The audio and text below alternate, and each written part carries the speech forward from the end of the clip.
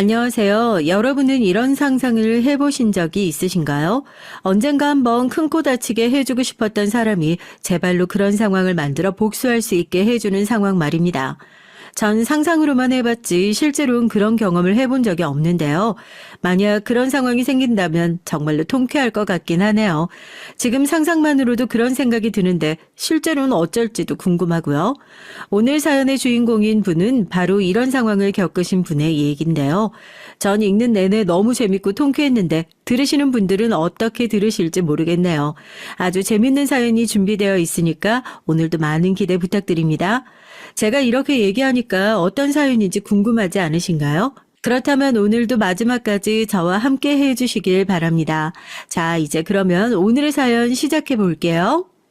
안녕하세요. 전 서울에 사는 60대 여성입니다. 두 딸의 엄마이자 한 남자의 아내고 또 현재는 아주 큰 식당을 운영 중인 사장이기도 해요. 이 식당은 제 자부심이기도 합니다. 남의 도움 없이 시작했거든요. 원래는 이 정도로 큰 식당은 아니었는데 많이 커져서 가끔 제가 생각해도 놀라기는 해요.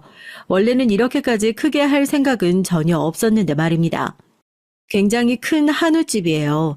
원래는 고기가 유명했는데 이젠 다른 음식들도 제법 유명해져서 장사가 아주 잘 돼요. 그래서 사람들은 저에게 어지간한 작은 회사들보다 돈을 많이 벌 것 같다고 농담 반 진담 반으로 얘기를 하곤 합니다. 뭐 실제로 돈을 많이 벌기는 해요. 그걸로 아이들 공부도 다 시키고 시집도 다 잘 보냈으니까요. 아, 물론 한 명은 갔다가 돌아오긴 했습니다. 저희 둘째 딸이 이혼했거든요. 그리고 오늘은 그 얘기를 해볼까 합니다. 굉장히 재밌고 통쾌한 일이 최근에 있었거든요. 먼저 딸아이의 얘기를 시작해 볼게요. 이 사연의 주인공인 저희 둘째 딸은 아주 착하고 아주 예쁘고 뭐 하나 빠지는 게 없는 아이입니다. 공부도 잘해서 좋은 대학을 나왔고 좋은 회사에 취직했고 말이죠. 그리고 얼굴도 예뻐서 어렸을 때부터 주변에서 은정인 누가 데려가려나 그 복 터진 남자가 궁금하네 하는 말을 듣고 자랐습니다. 딸이 그렇게 잘나면 엄마로서 딸아이의 결혼 상대에 대해 욕심이 생기는 건 어쩌면 당연한 게 아닐까 싶어요. 물론 지금은 그게 다가 아니라는 건 누구보다 잘 알지만 당시엔 그랬습니다. 그런 딸아이가 결혼하고 싶다고 남자를 데려왔을 때 사실 100% 만족을 한 건 아니었어요. 그야말로 평범한 집에 평범한 남자였거든요. 뭐 하나 특출난 게 없어 보이는 그런 사람 말입니다. 하지만 성격 하나는 정말 좋아 보였어요. 딸아이도 그렇게 얘기했고 말이죠. 잘난 남자를 만나봤는데 그런 남자들은 꼭 자기가 잘난 값을 하더라고. 그건 그래. 평생을 같이 살 사람인데 조건보다 좋은 사람 만나는 게 더 중요한 거 아닐까? 그런 생각이 들어서 이 사람은 정말 좋은 사람이거든. 맞아, 엄마. 잘난 사람들은 꼭 그 값을 한다니까. 우리가 대충 봐도 성격은 좋아 보이잖아.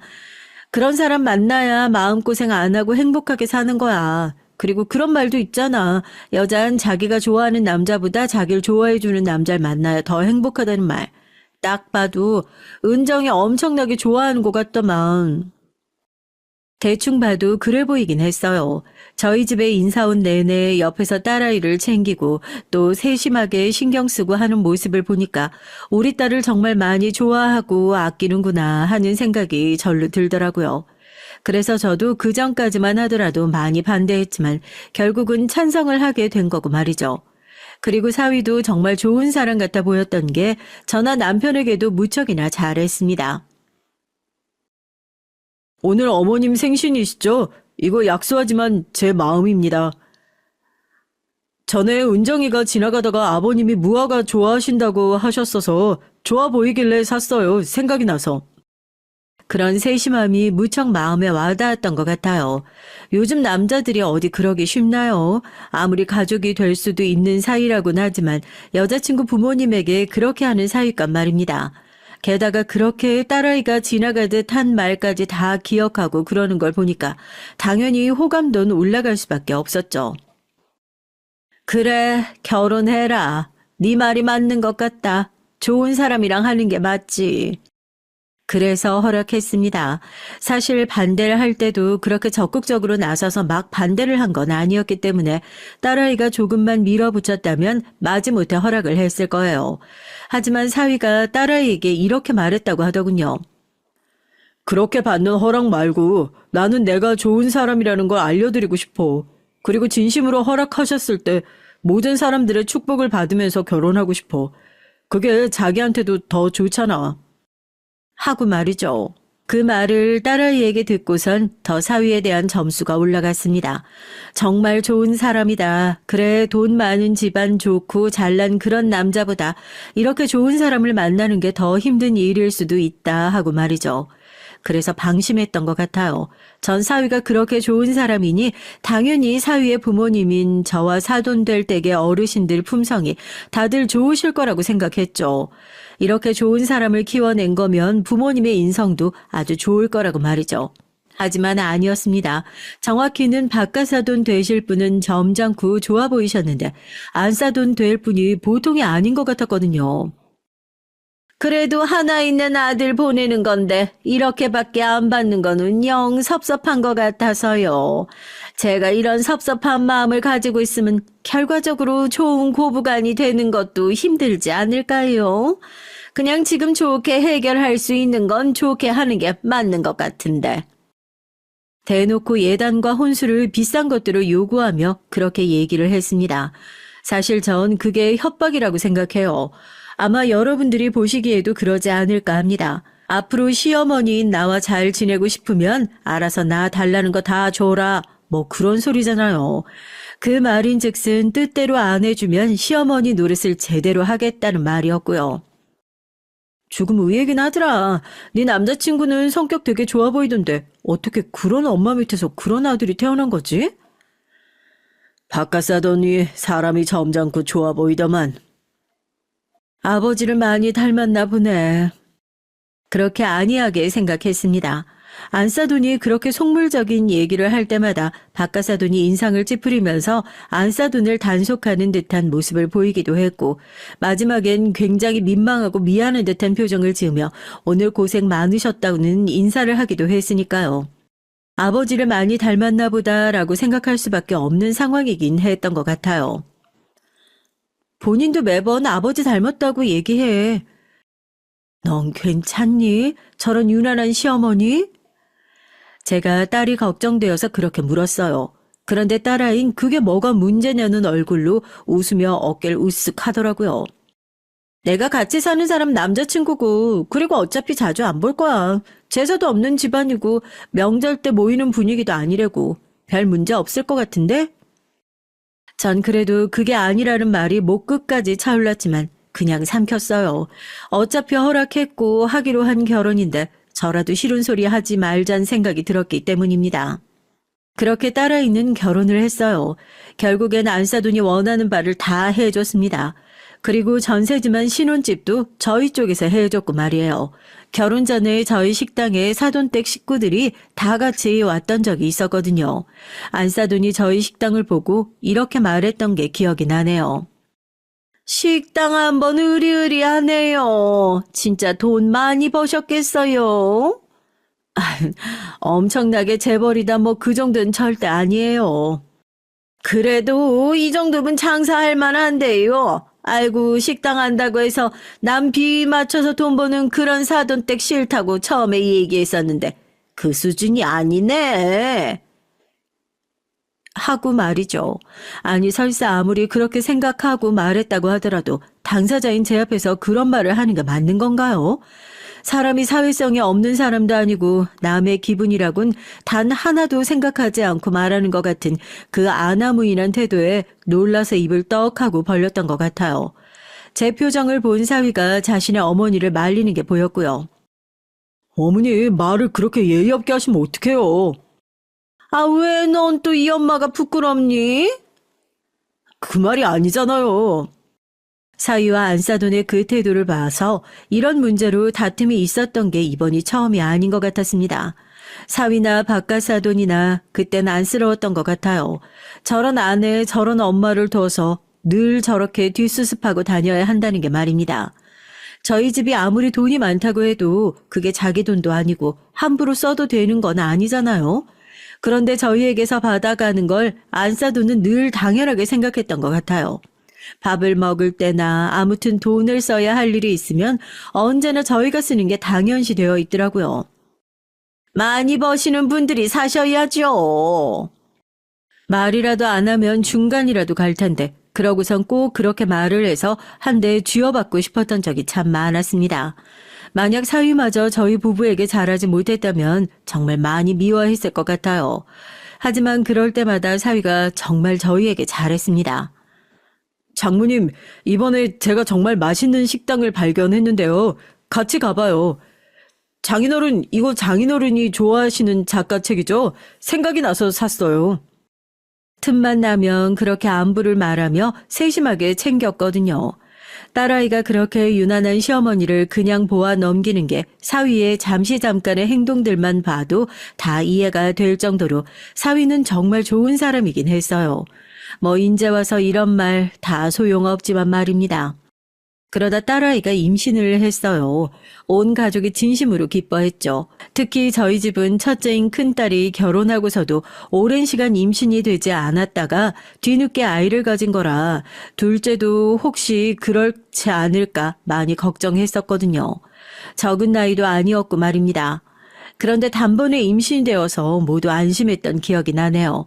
그런데 안사도는 말을 해도 꼭 이렇게 하는 사람이었어요.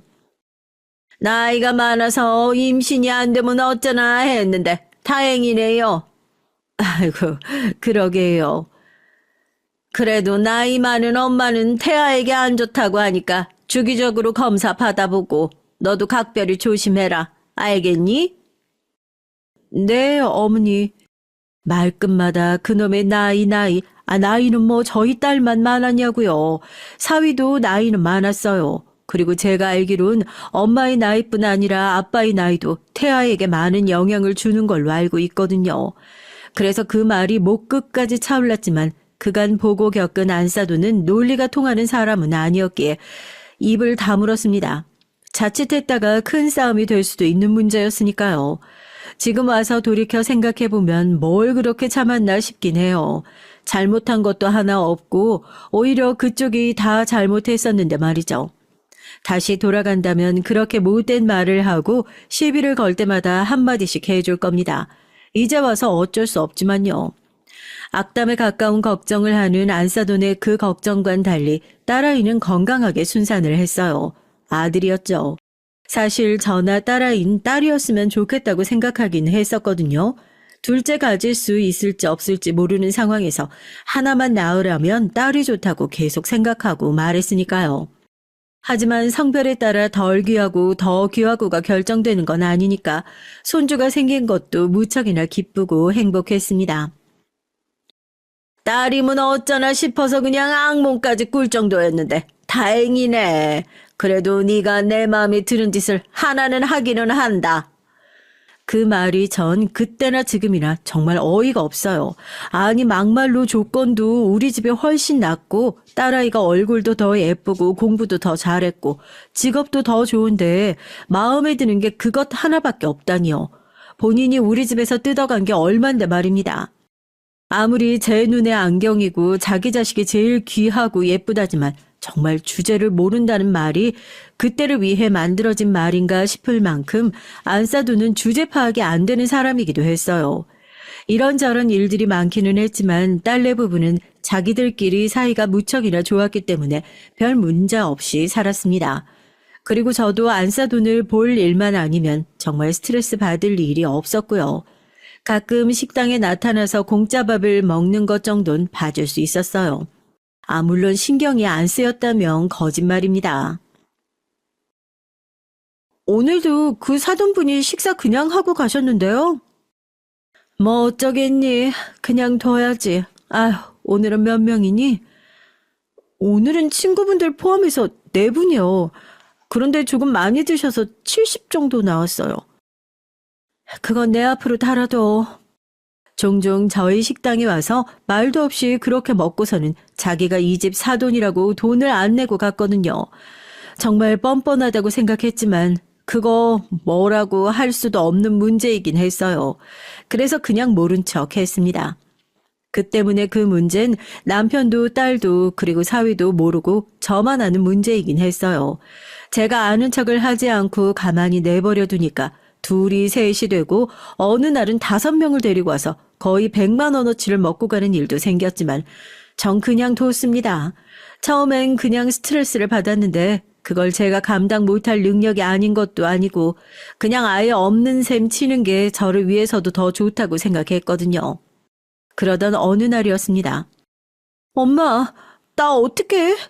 나 진짜 어떡해? 아, 왜? 무슨 일인데? 어느 날 딸아이가 새벽에 울면서 전화를 했어요. 원래 그런 일을 일절 없던 아이라 심장이 쿵 하고 내려앉는 줄 알았죠. 처음엔 사위가 사고가 났나 아니면 손주가 아프나 아니면 본인이 어디가 아프나 그 짧은 시간에 정말 수천 수백 가지의 생각이 머릿속을 스쳐 지나간 것 같습니다.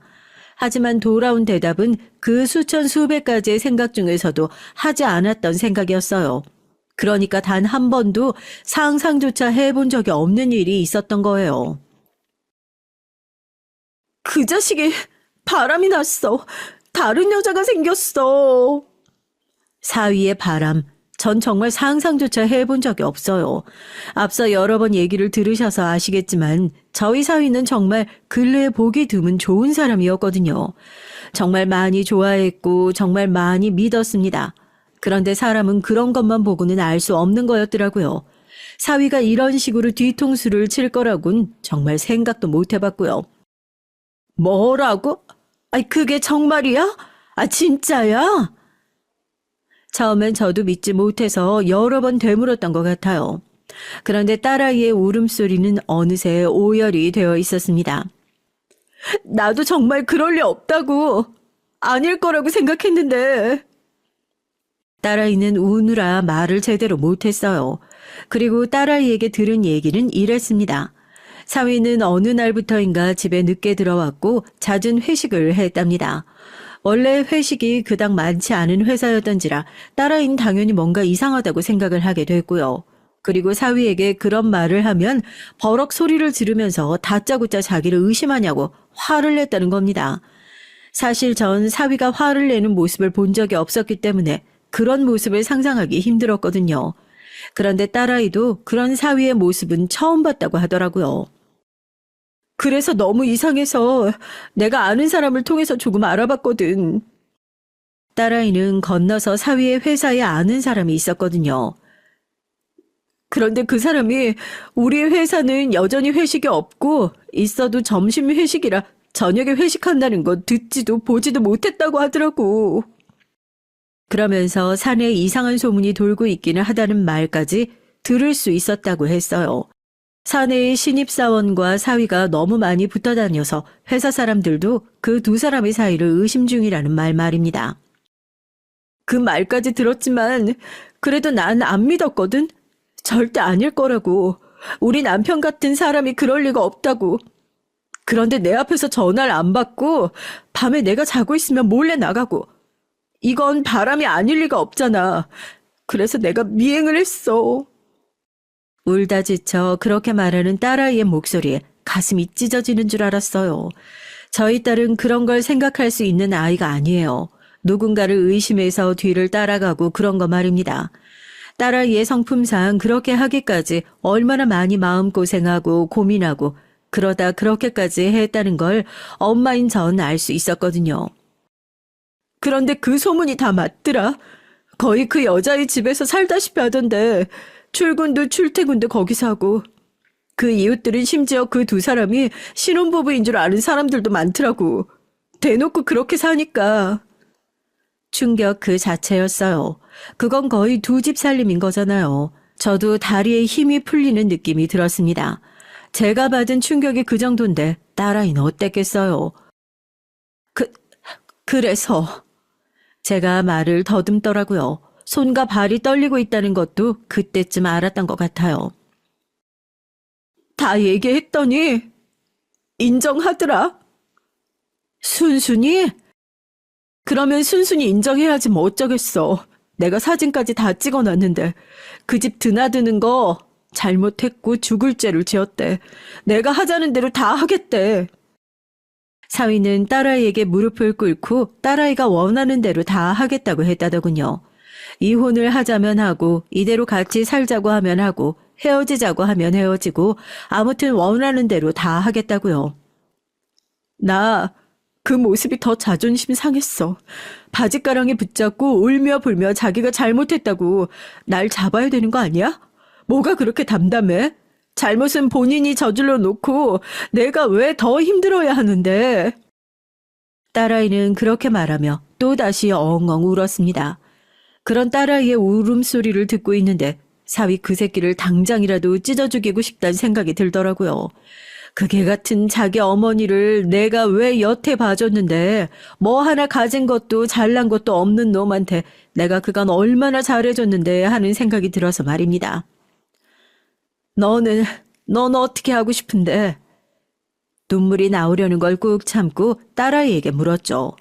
딸아이가 결국엔 원하는 대로 다 해줘야 하는 거니까요. 제 울분은 그 다음 문제였습니다. 이혼하려고, 조용히. 사실 전 아직도 딸아이가 그렇게 조용히 이혼을 해준 걸 받아들일 수는 없는 것 같아요. 당장이라도 쳐들어가 그 연놈들의 머리채를 잡아도 시원치 않을 텐데 그 회사 앞에 찾아가서 여기 불륜 남녀가 있다고 소문이라는 소문은 다 내도 직성이 풀릴까 말까 했는데 딸아이는 조용히 끝내고 싶어 했습니다. 소문 나는 거 싫어. 사람들이 떠들고 내가 그걸 듣고 그게 더 끔찍해. 그냥 없었던 것처럼 그 사람만 내 인생에서 지워버리고 싶어. 딸아이의 그런 심정도 이해가 안 가는 건 아니었기 때문에 그러라고 했어요. 그런 상황에서 제일 중요한 건 다른 누구도 아닌 딸아이의 생각과 기분이니까 말입니다. 그래서 딸아이와 사위는 정말 조용히 이혼했어요. 주위 사람들도 정말 친한 몇 명 아니고선 이혼했다는 사실조차 모를 만큼 조용히 말이죠. 원래 집이고 뭐고 다 저희가 한 거였기 때문에 사위는 몸만 나가면 됐어요. 물론 위자료는 받았습니다. 그건 돈이 없어서 받은 게 아니라 조금이라도 그 인간에게 타격을 주고 싶어서가 더 큰 이유였고요. 물론 양육권도 다 딸아이가 가지고 왔고 말이죠. 사위는 그렇게 집에서 나간 뒤 바로 그 여자 집으로 들어간 것 같더라고요. 뭐 이혼하고 난 뒤의 상황이라 그걸로 머리채를 잡고 그럴 일은 아니긴 했지만 정말 많이 괘씸하기는 했던 것 같아요. 니들 둘이 살아봐야 얼마나 잘 살겠냐는 생각이 들면서도 당장이라도 찢어 죽이고 싶었습니다. 딸아이만 아니었으면 그렇게 했을 거라고 말이죠.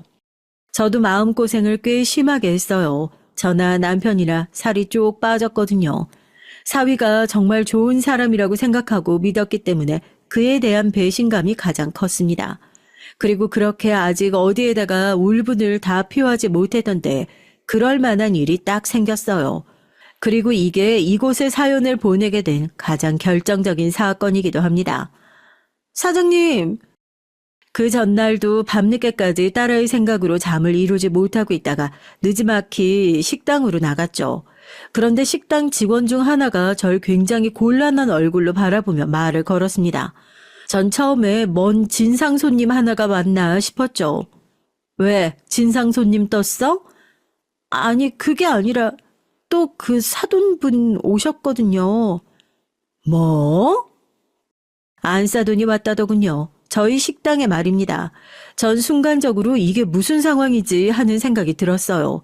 이혼한 전 며느리 사돈 식당에 오는 건 아무래도 이상하긴 하잖아요. 아무리 염치가 없고 생각이 없는 사람이라도 말입니다.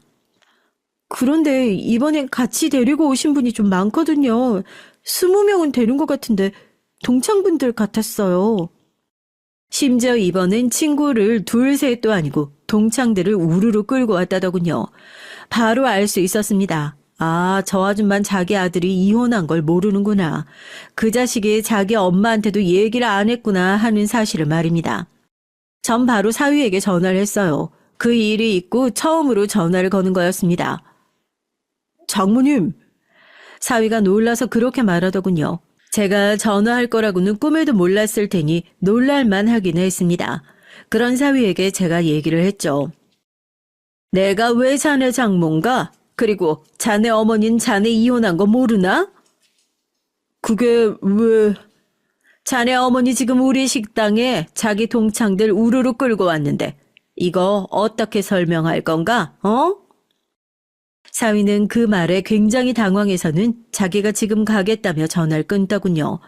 그리고 그러는 사이 식사를 마친 듯한 안사돈과 그의 동창들이 우르르 룸에서 나왔어요. 그리고 안사돈과 눈이 딱 마주쳤죠. 아이고 오랜만에 뵙네요 사돈. 그러게요. 여긴 어쩐 일이세요? 어쩐 일이긴요. 밥 먹으러 왔죠. 우리 동창들이 사돈 식당이 이렇게 좋은 식당인 줄 몰랐다고 칭찬에 칭찬을 하더라고요. 고기도 맛있고 친절하고. 안사돈은 자기 아들의 이혼 소식을 모르는 게 확실해졌습니다. 그리고 전 그 순간 회심의 미소를 지었던 것 같아요. 그동안 저나 딸아이에게 몰상식하게 굴어온 것, 그리고 사위에 대한 묵은 감정들을 한 번에 풀 기회가 찾아왔다는 생각이 들었으니까요. 전 그런 안사돈을 아무런 표정 없는 얼굴로 바라봤습니다.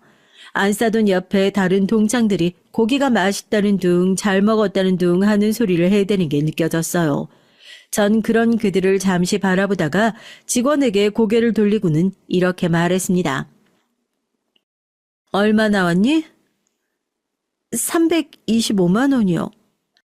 많이도 처먹었네 하는 말이 목 끝까지 차올랐지만 웃었어요. 그리고 계산서를 안사돈에게 건넸습니다. 상큼하게 웃으면서 말이죠. 325만 원이라네요. 그리고 안사돈은 그런 제 태도에 몹시 당황을 했어요. 당연히 이번에도 안 받을 거라고 안 낼 거로 생각하고 왔을 테니까요. 저의 그런 태도에 안사돈의 동창들도 수군거리는 게 보이더군요. 안사돈이 저 안에서 아니 제 식당에 자기 동창들을 데리고 올 때 무슨 말을 하고서는 데리고 왔을지가 뻔히 보였습니다. 아니 무슨 계산서를 주고 그래요? 사돈 사이에 정없게. 제가 여기서 밥 먹은 게 한두 번도 아니고 우리 사이에 돈 안 받을 거잖아요. 안사돈이 그렇게 말해서 제가 픽 하고 비웃었습니다. 우리 사이가 어떤 사이인데요. 그리고 여태 안 받았으니 이제라도 받으려고요. 사람이 정도가 있지 이건 좀 심하잖아요. 제가 그렇게 나올 거라는 건 정말이지 상상도 하지 못했던 듯 사돈의 얼굴이 새빨갛게 달아올랐습니다. 아마 동창들 앞에서 많이 쪽팔리긴 했을 거예요. 그리고 그러라고 일부러 그런 거고 말이죠. 아니, 갑자기 왜 이러세요? 그리고 제가 늘 말씀드렸죠. 좋게 좋게 지내는 게 며느라기한테도 좋은 거라고. 또다시 그 되지도 않는 협박을 하길래 전 순간적으로 화가 확 치솟아 올랐습니다. 사람이 화가 너무 나면 이성을 잃는다는 게 어떤 건지 단번에 알 수 있겠더군요. 바로 그거였습니다. 눈앞이 새하얘지는 그런 기분이요. 누가 당신 며느린데? 그렇게 얘기하면서 전 안사돈의 뺨을 때렸습니다. 아마 지금이면 아니 그보다 조금 더 평범한 상황이었다면 그렇게까지 하지 않았을 수도 있을 거예요. 하지만 당시엔 안사돈이 너무 정도를 모르고 뻔뻔했고 그것도 자신의 아들이 무슨 짓을 한지 모르는 채 말입니다. 그리고 그간 저나 딸아이에게 했던 못된 말들이 생각나서 이성을 잃은 거긴 했어요. 아니 지금 이게 뭐 하는 짓... 안사돈이 너무 놀라서 어벙벙하게 있다가 자신의 뺨을 감싸진 그때였습니다. 급하게 왔던 건지 사위가 식당 문을 열고 안으로 들어왔어요. 어머니! 그리고선 자신의 엄마를 불렀습니다. 볼을 감싸쥐고 있는 자기의 엄마와 그 뒤로 쭉 서 있는 엄마의 일행들을 보고 사위도 눈을 질끈 감더라고요. 이 상황이 얼마나 끔찍한 상황인지 본인도 알겠다는 듯 말입니다. 뭐 저에겐 끔찍하지는 않았지만요. 네 장모 미친 거 아니니? 아니 내가 지금 네 장모한테 무슨 짓을 당했는 줄 알아? 내가 왜 이 버러지 같은 놈 장모인데? 나 이 새끼 장모 아닌 지 한 달이 지났는데. 그 말에 안사돈은 영문을 모르겠다는 얼굴로 뒤통수를 한 대 맞은 얼굴을 하고서는 저를 바라봤고 사위는 다시 한번 눈을 질끈 감았습니다. 아직도 이해할 수 없어요. 그 개자식은 왜 지 부모한테 이혼한 사실을 말하지 않은 건지 말입니다. 아무리 쪽이 팔리고 자기 잘못이라 하더라도 그 사실은 알려야 하는 거 아닌가요? 아이, 그게 대체 무슨 소리예요? 네 아들이 두 집 살림 차려서 우리 딸한테 이혼당했다고 한 달 전에. 그런데 뭐? 우리 사이? 우리 사이가 뭐? 그동안도 뻔뻔하게 친구들 다 데리고 와서 허구한 날 밥 처먹고 가는 거 봐줬더니 이젠 동창들까지 우르르 끌고 와? 어? 그래, 잘 됐다. 그동안 밥 공짜로 처먹은 것도 돈 다 내고 가라, 오늘. 안사두는 정말 몰랐다는 얼굴로 입을 떡 벌리고 있더군요. 그 얼굴을 보고 있는데 통쾌하다는 생각이 들었습니다. 안사돈의 뒤에서 사람들이 수군거리는 게 느껴졌어요.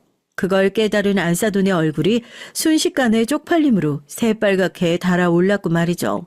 자신의 아들을 향해 소리를 지르더군요. 그게 정말이야? 그리고 사위는 안사돈의 그 말에 다른 대답을 하지 못한 채 고개만 숙이고 있었습니다. 인상을 팍팍 쓰면서 말이죠. 그게 긍정의 표현인 걸 알았던 건지 안사돈의 낯빛이 순식간에 파리해졌어요. 그런 안사돈에게 말했습니다.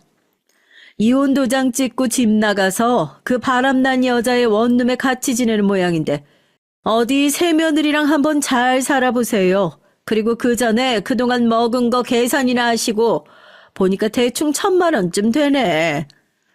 저희 집이 밥값이 비싼 한우 식당이긴 했지만 한 번에 1,000만 원이 나올 수는 없잖아요. 그러니까 그건 엄청나게 공짜로 처먹은 밥이 많았다는 겁니다. 사위가 그 말을 듣고선 놀라서 입을 떡 벌렸어요. 사위도 본인의 엄마가 그 정도로 염치가 없을 거라고는 생각하지 못했던 모양이긴 했습니다. 안사두는 시뻘개진 얼굴로 저를 바라보고 자신의 아들을 바라보다 자신의 동창들의 수군거리는 소리에 인상을 팍 쓰더니 그대로 식당을 나가버렸습니다. 오늘 거는 저희가 낼게요. 동창 하나가 조심스럽게 와선 자기들도 모임 카드가 있다며 그 카드를 내밀었어요. 사실 받지 않을 수도 있었지만 그러고 싶지 않았습니다. 전 무표정한 얼굴로 그 카드를 받아들고서 계산을 했죠. 아마 두고두고 동창들 입에서 입으로 오르내리는 일이 될 거란 생각을 하면서 말이죠. 그리고 사위를 보며 말했어요. 나머지는 자네가 계산할 건가? 하고 말입니다. 사위는 한숨을 푹 쉬더니 자신의 카드를 꺼냈습니다. 그러곤 조용히 이렇게 말하더군요. 6개월 할부로 해주세요. 라고 말이죠. 그 와중에도 더럽게 모양 빠진다고 생각했을 것 같아요. 전 500만 원가량을 사위의 카드로 긁었습니다. 사실 모르긴 몰라도 그것도 상당히 깎아준 거긴 할 거예요. 그날은 그렇게 마무리됐어요. 그날 딸아이에게 바로 그 소식이 들어간 듯 했습니다. 사위가 전화를 한 모양이더라고요. 그런 일이 있었다고, 미안하다고, 그리고 장모님한테도 죄송하다는 사과를 제대로 못 드린 것 같은데 대신 전해달라고 말이죠. 그동안 그런 일이 있었으면 나한테 진작 얘기를 하지. 왜 그동안 말 안 했어? 엄마도 무지하게 스트레스 받았을 텐데. 딸아이가 그간 제가 받았을 스트레스를 걱정하더군요. 전 그런 딸아이에게 괜찮다고 아무렇지 않다고 얘기해 줬어요. 실제로 딸아이만 행복했다면 전 평생 그 염치 없고 뻔뻔한 안사돈에게 고기를 무상으로 주는 걸 아까워하진 않았을 겁니다. 물론 가끔 뻔뻔하다 속으로 욕을 했을지언정요. 그리고 며칠 뒤에 딸아이에게 안사돈이 찾아왔었다고 해요. 이건 나중에 딸아이가 해준 얘기예요. 남자가 한번 그렇게 실수를 할 수도 있지. 그런 걸로 이혼까지 하고 그러냐? 한 번 실수로 다른 여자랑 살림을 차려요? 전 한 번 실수가 그 정도인 사람이랑은 못 살아요. 그래서 이혼한 거고요. 제가 세상 시끄럽게 이혼한 것도 아닌데 뭐가 문제죠? 혼자 애 키우는 것도 보통 일이 아니고 무엇보다 아버지 없는 자식으로 키우는 건 너무 이기적인 선택 아니니? 그런 아버지를 둔 것보단 없는 게 낫겠죠. 딸아이에게 씨알도 안 먹힐 것 같고 그리고 이미 이혼도 다 끝마친 상태라고 하니 안사돈도 뭐 어찌할 도리를 찾지 못했던 건지 설득인지 협박인지 모를 말들만 늘어놓다가 결국엔 돌아갔다고 했습니다. 그리고 그 사위랑 바람난 여자에 대해 큰딸에게 얘기를 들었어요. 계약직에 집안도 가난하대. 그게 무슨 상관이야. 아니, 그 집 아줌마가 그런 며느리 퍽이나 눈에 차겠냐고.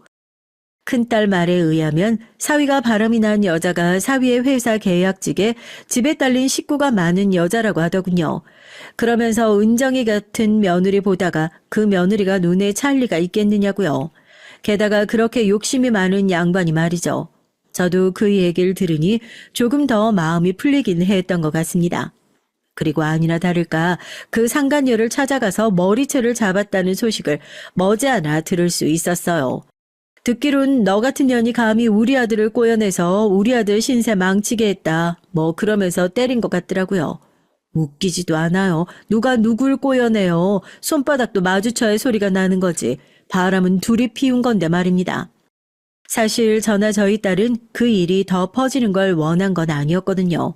그냥 이 정도 했으면 되었으니 더 이상 시끄러울 거 없이 딸아이의 말처럼 정말 사위나 그 집안 식구들만 완전히 딱 인생에서 없는 사람처럼 도려내고 싶다. 그 정도였습니다. 그런데 그건 뜻대로 되지 않았어요. 그 사람 회사에서 결국 다 소문났나 봐. 사위가 다니는 회사에 사위와 그 상간녀의 불륜이 다 소문이 난 겁니다. 사위는 정직원이라 잘리진 않았지만 한직으로 발령이 난 것 같았고 그 상간녀는 계약 연장을 못하게 되었다고 하더군요. 뭐 회사로선 그렇게 하는 게 당연하긴 했을 거예요. 그런데 안사돈이 저희 식당을 찾아왔습니다. 이렇게까지 해야 속이 시원하겠어요? 제가 뭘요? 안사돈은 그 소문도 제가 낸 거라고 생각하는 모양이더라고요. 하지만 아니었거든요. 저나 제 딸은 그 망할 놈의 자식이나 당신 같은 사돈댁 싹 다 지워버리고 없는 것처럼 사는 게 소원인 사람이거든요. 막말로 우리가 아쉬울 게 뭐가 있어서 소문을 내고 다녀요. 그 상간녀랑 살림 차려서 불행하게 사는 꼴 보는 게 더 낫지. 뭐요? 어디 한번 잘 살아보라고 하세요. 그렇게 뭐 하나 가진 거 없는 며느리 얼마나 성에 차실지 모르겠지만요. 그런 제 말에 안사돈은 반박도 못하고 씩씩거리기만 하더니 급기야 이런 말도 하더군요. 손주 아버지 없이 키우는 거 정말 괜찮으시겠어요? 애 딸린 이혼녀라 이제는 재혼도 힘들 텐데. 무슨 제 딸아이를 이제는 어디 가지도 못하는 신세망친 여자처럼 얘기를 하길래 바로 비웃어 줬습니다. 그런 아버지 밑에서 크는 거보단 낫고, 그리고 막말로 우리 딸이 인물이 빠져요. 능력이 없어요. 그리고 친정집도 이렇게 부잔데 지금 어디서 아무나 데리고 와도 당신 아들보다는 조건 나을 테니까 억지 좀 그만 부리고 양심 좀 챙기고 현실을 좀 봐요. 사람 하나 좋다고 생각해서 조건 그지 같아도 받아들인 건데 지 아들이 잘나서 받아준 줄 아나? 그 말에 안사돈의 안색이 분노로 시뻘개지는 게 보였습니다. 하지만 맞는 말이긴 했으니까 딱히 반박은 하지 못하더군요. 내 딸은 잘 먹고 잘 살 거니까 그만 돌아가세요. 네? 그리고 내가 한 재산 두둑히 챙겨주고 갈 건데 대체 뭐가 걱정이야? 그 말은 안색이 어두워지다 못해 하얗게 질리기까지 했어요. 맞잖아요. 저는 돈이 많고 제가 나중에 그 돈 어디에다 쓰겠어요. 딸들한테 다 물려주고 갈 건데. 가만히 그 전처럼 저희 딸과 저희 부부에게 잘하고 살았으면 그 재산을 자신의 아들도 함께 받았을 거라고 생각하니 눈이 뒤집어질 만도 했습니다. 그 말을 듣고 태도가 바로 바뀐 것을 보면 말이죠.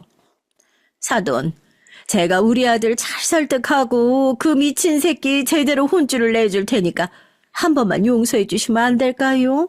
네? 인간이 살면서 실수 한 번쯤은 할 수 있는 거잖아요. 돈 얘기가 나오니 그렇게 바로 꼬리를 내리는 게 속이 너무 뻔히 보여서 우습기까지 했던 기억이 나네요.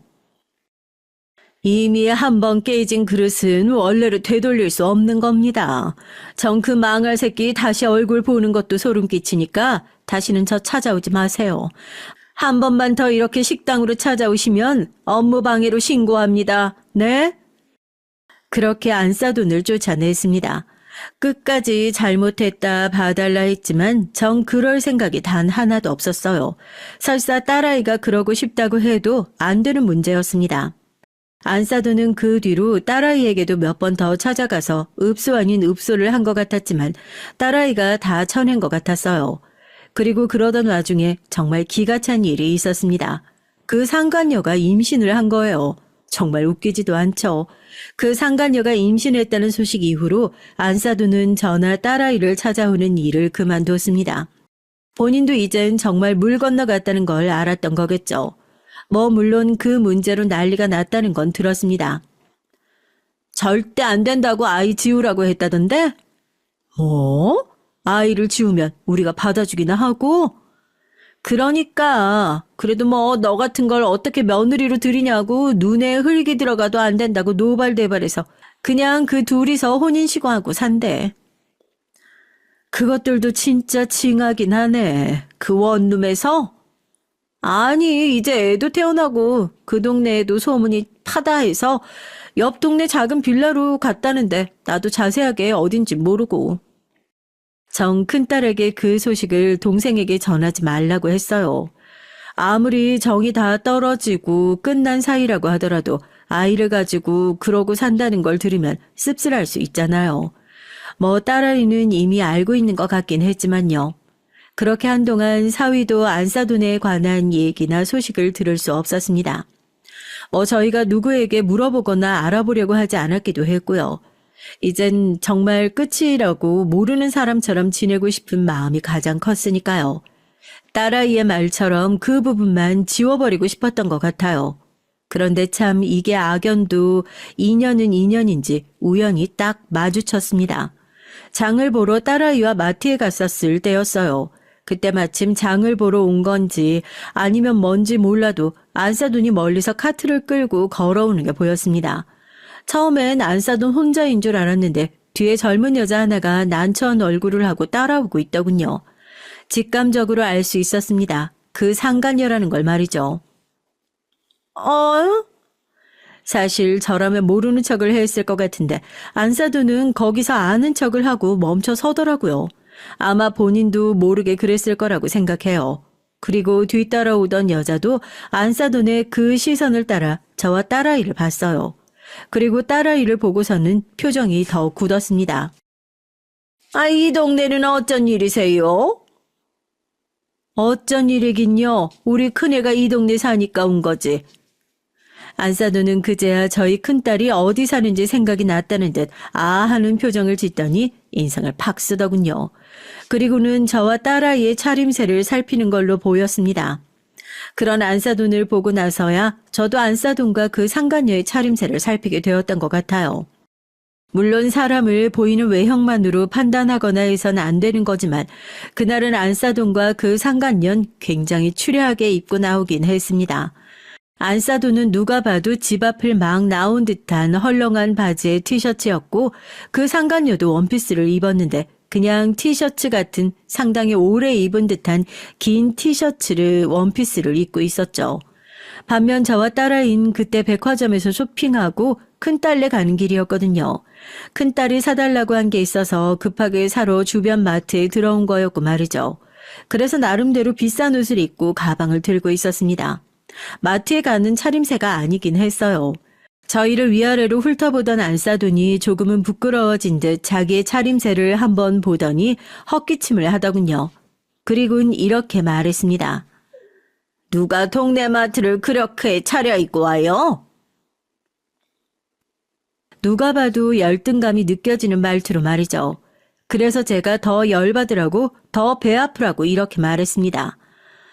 우리 애가 주말에 중요한 일이 있어서 제가 옷이랑 가방을 좀 비싼 걸로 사주려고 방금 백화점 다녀오는 길이거든요.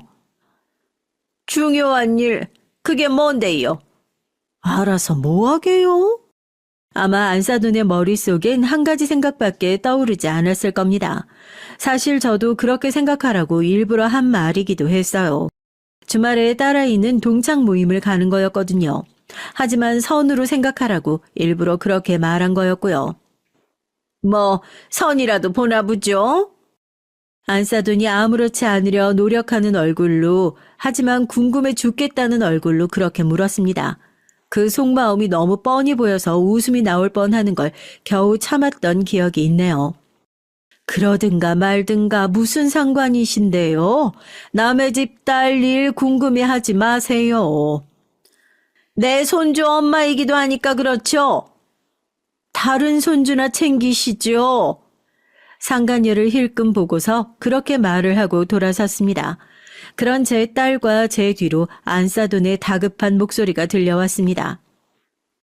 재혼하면 우리 손주 우리가 데리고 올 겁니다. 네? 아시겠어요? 그런 말도 안 되는 말입니다. 저희 딸이 재혼을 할까봐 어지간히 불안하기는 한 모양이라는 생각을 했어요. 그러면서도 기가 찼죠. 아니, 지가 뭐라고? 우리 딸이 재혼을 안 하면 뭐 자기 아들이 다시 기회가 있을 줄 알고 저러는 건가 싶어서요. 그리고 옆에 새 며느리까지 둔 인간이 말입니다. 거기서 끝이 아니라 사위가 주말이 지나고 나서 딸아이에게 연락까지 했다더군요. 선을 본 게 맞냐면서 말이죠. 그들은 뭐 자기가 아들이 손주가 새아빠가 생기는 게 걱정이 되니 그러는 거다라고 하지만 전 알고 있습니다. 그건 핑계일 뿐 이젠 사위도 슬슬 그 돈에 치이는 생활에 지쳐가고 있다는 걸 말이죠. 그렇게 크고 좋은 회사도 아닌데 맞벌이도 아니고 이제는 애까지 생긴 혼자 벌어서 감당하기에는 쪼달리기는 한 상황이긴 했어요. 아마 저희 딸아이와 살 땐 한 번도 그런 고민을 해본 적이 없을 테니 더더욱 비교가 되었을 거고 말이죠. 딸아이가 이러더군요. 재혼 생각 크게 없었는데 그 인간들 그러는 거 보니까 생각을 다시 해봐야겠어. 하고 말입니다. 그 말이 전 반가웠습니다. 뭐 꼭 남편이 있어야 하는 건 아니고 요즘은 혼자서도 잘 사는 사람들이 많긴 하지만 그래도 부모 마음은 또 그런 게 아닌 거잖아요. 옆에서 든든하게 딸아이를 지켜주는 사람이 있었으면 하는 마음이 드는 거 말입니다. 물론 한번 당해봤기 때문에 사람을 보는 거에 있어서 더 신중해야 한다는 생각은 하고 있지만 말이죠. 겉만 봐선 절대 알 수 없는 거라는 걸 큰 값을 치르고 배웠으니까요. 아마 사위는 살아가면 갈수록 자신이 얼마나 큰 걸 놓쳤는지 더 처절하게 배울 겁니다. 그리고 더 처절하게 후회할 거라고 말이죠. 그게 가장 큰 벌이지 않을까 싶어요. 그리고 안사두는 이미 매일을 지난 날을 그리워하며 자신의 아들과 새 며느리를 들들 볶는 중 같고요. 그것만 봐도 알 수 있어요. 그들은 절대 평생 행복해지지 않을 거라는 사실 말입니다. 저나 딸아이나 그거면 된 것 같다는 생각을 최근엔 조금 하게 된 것 같아요. 그래서 저도 이제 복수 대갚아준다 뭐 이런 생각을 다 내려놓고 살려고 합니다. 그러기 위해서 이곳에 사연을 보낸 것도 있어요. 다 털어놓고 이젠 정말로 다 잊으려고 말이죠. 저나 딸아이가 더없이 행복하게 사는 게 그들에겐 최고의 복수고 불행이라는 걸 알게 됐으니까요. 더 보란듯이 잘 살려면 잊어야 하지 않겠어요? 얘기를 하다 보니까 구구절절 너무 길어진 게 아닐까 싶네요. 하지만 할 얘기가 많았어요. 그리고 아마 여러분들도 다 들으셨으면 제가 왜 이렇게 말이 많았는지 다 이해하실 겁니다. 저희에겐 그래도 마무리가 잘 된 일이라 이렇게 사연을 쓸 수 있는 거기도 하고 말이죠. 남이 주는 호의를 당연하다 여기지 않고 자신이 지금 누리고 있는 것에 감사하기만 해도 일어나지 않았을 불행인데 참 멍청한 사람이 많은 것 같기는 해요. 누군가에겐 제 얘기가 교훈이 되면 좋겠다는 생각이 들기도 하네요. 마지막까지 제 얘기 함께 들어주시고 공감해 주셔서 감사합니다. 어떻게 들으셨는지 소감 많이 써주시면 좋을 것 같네요. 제가 댓글 읽고 이런 걸 좋아해서 말이죠. 그러면 이제 그만 여기서 사연 줄일게요. 건강이 최고인 거 아시죠? 늘 건강하시고 행복하세요. 안녕하세요. 저는 50대의 여성이에요. 얼마 안 있으면 민족의 대명절 추석이 다가오는데요. 전 추석 때가 되면 몇 년 전에 일어났던 시아버님의 사이다 같은 통쾌한 사건이 생각납니다. 지금도 시아버님을 뵈면 그때 일에 대해 얘기꽃을 피운답니다. 여러분은 어떤 사건인지 궁금하지 않으신가요? 그럼 제 사이다 사연 끝까지 잘 들어주세요. 요즘은 전통의 효라고 하는 개념이 점점 사라지고 있는 추세인 것 같아 마음이 아픈데요. 저 역시 시댁이나 친정 부모님이 연로하셔서 여간 걱정이 되는 게 아니에요. 다행히 저희 시아버지는 아직까지 특별히 아픈 곳은 없으십니다. 그저 기력이 좀 떨어지셔서 그렇죠. 올해 시아버님 연세가 83세이신데 아직도 혼자 사시면서 밭일을 소소하게 하고 계세요. 저희 가족들을 소개하지 않았네요. 저희 시댁은 시어머니께서 10년 전에 암으로 돌아가셨고 시아버님만 해남 땅끝 마을에서 농사 짓고 계세요. 주로 고구마를 하십니다. 그리고 시부모님은 삼남 일녀를 두셨는데요. 저는 그중에 맏며느리가 되겠네요. 이젠 저도 50대 후반이라 애들은 다 장성했고 다들 독립해서 제 할 일을 착실히 하고 있어요. 제 남편이 맏아들이고 그 밑에 두 남동생이 있는데 다들 결혼해서 잘 살고 있습니다. 그리고 막내 아가씨는 결혼해서 미국에서 간호사로 살고 있고요. 저희 남편도 50이 될 때까진 회사에서 죽어라 일만 하던 사람이었어요. 그래서 전 애들이 어릴 땐 남편에게 도움 하나도 못 받고 독박 육아를 할 수밖에 없었습니다. 그리고 애들이 학교에 들어간 뒤로는 학습지 선생님, 보험 영업 같은 일들을 해서 애들 학원비를 벌었고요. 그러던 어느 날 남편이 저와 한마디 상의도 없이 회사를 그만둔 걸 알았어요. 그땐 정말 하늘이 무너진다고 해야 할까요? 정말 매일이 답답했습니다. 매달 받던 월급이 없어지니까 당장 먹고 살 길이 막막했거든요. 생각해 보세요. 제가 기껏해야 한 달에 200만 원 정도 버는데 그 돈으로는 애들 학원비 되기도 빠듯한 처지거든요. 그런데 가정 경제의 주축을 담당했던 남편의 수입이 하루아침에 없어지니까 눈앞이 캄캄하더라고요. 물론 남편이 그동안 회사에서 일하느라 고생한 것 저도 다 압니다. 하지만 남편이 퇴직했을 때 큰애는 대학생이었고 작은애는 고등학생이었는데요. 그 애들의 등록금이며 사교육비만 해도 얼마나 많이 들겠어요. 그런데 아무 대책 없이 회사를 그만둬 버렸다니까 남편에게 저절로 잔소리가 나올 수밖에 없었죠. 그러면 남편은 대꾸도 없이 획하니 집을 나가버리는 것이었습니다.